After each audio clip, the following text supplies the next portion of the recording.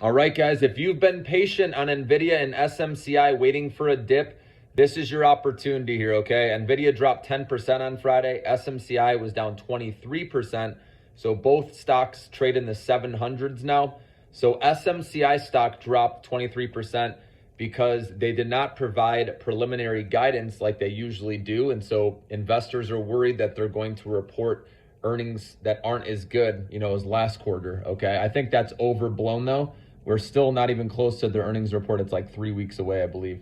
So this could be a nice dead cat bounce play, or like I said, a bounce back swing trade. So I like SMCI. And then NVIDIA is one. You heard me say you want to own it, don't trade it. Just keep buying more if you get dips on this company, because I believe they'll have the highest market cap one day. Okay, even over Microsoft, they'll be close to there, okay?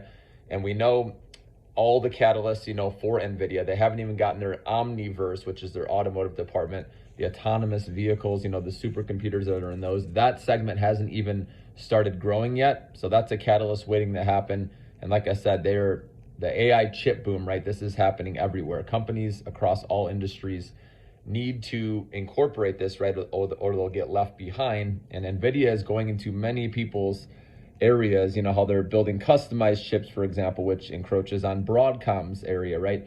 They're just going to take over every industry eventually, in my opinion. I mean, Jensen Huang's one of the smartest men in the world. This guy's had a visionary and has had this planned out, okay, for years.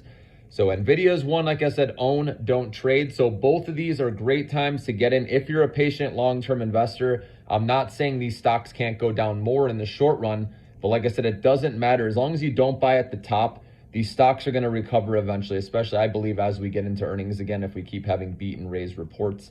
Starting with Microsoft, Meta, and Google this upcoming week, if they beat and raise, that's going to help sentiment again. Because remember, in the end, earnings drive stock prices in the end, okay?